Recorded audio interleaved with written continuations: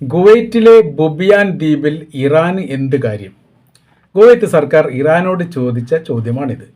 മാത്രമല്ല, ഇറാൻ്റെ അംബാസഡറെ വിളിച്ചു വരുത്തി ഇതേ ചോദ്യം കുവൈറ്റ് അധികാരികൾ ചോദിക്കപ്പെടുകയും ചെയ്തിട്ടുണ്ട്. അതിന് കാരണമായിരിക്കുന്ന വിഷയം എന്ന് പറയുന്നത്, കഴിഞ്ഞ ദിവസം 6ഓളം IRGCയുടെ അനുഭാവികളെ ബുബിയാൻ ദ്വീപിനോട് ചേർന്നുകൊണ്ട് പിടിക്കപ്പെട്ടു. അതിൽ 2 പേർ രക്ഷപ്പെട്ടു, അവർക്ക് വേണ്ടി തിരച്ചിൽ നടത്തുന്നു എന്ന് പറയുന്നു. 4 പേർ കുവൈറ്റിൻ്റെ കൈവശമാണുള്ളത്.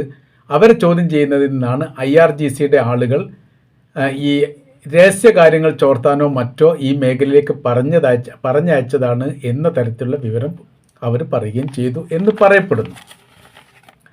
അപ്പോൾ തന്ത്രപ്രധാനമായിരിക്കുന്ന ഒരു ദ്വീപാണ് കുവൈറ്റിനെ സംബന്ധിച്ചിടത്തോളം ബുബിയാൻ. അവിടെ അമേരിക്കക്ക് ആധിപത്യമുണ്ട്. അതല്ലെങ്കിൽ അമേരിക്കയുടെ നിയന്ത്രിതമായിരിക്കുന്ന ചില മേഖല ഈ ഏരിയകളിൽ പ്രവർത്തിക്കുന്നുണ്ട്.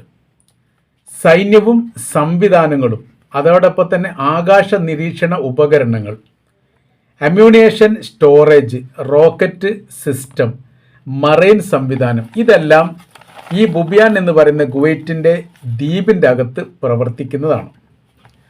അപ്പോൾ ഈ മേഖല കേന്ദ്രീകരിച്ചുകൊണ്ട് ഇതിൻ്റെ മുൻപും എന്ത് ചെയ്തിട്ടുണ്ട്? ഇറാൻ നിരീക്ഷണം നടത്തുകയും ഇവിടേക്ക് ഡ്രോണുകൾ അയക്കുകയും ചെയ്തിട്ടുണ്ട്.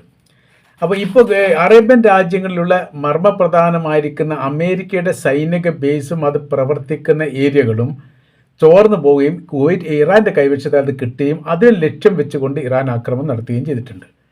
അപ്പോൾ ഇസ്രായേലിന് നേരെ ഇറാൻ നടത്തിയ ആക്രമണത്തെക്കുറിച്ച് നിരീക്ഷിച്ചാൽ നമുക്ക് മനസ്സിലാക്കാൻ പറ്റും. ബിൽഡിംഗ് തകർന്നിട്ടുണ്ട്, വലിയ രീതിയിൽ ആൾനാശമുണ്ടായിട്ടുണ്ട്, അവരുടെ സാമഗ്രികളെല്ലാം തകർക്കപ്പെട്ട രീതിയിലുള്ള റിപ്പോർട്ടാണ് അവിടുന്ന് പുറത്തു വരുന്നത്.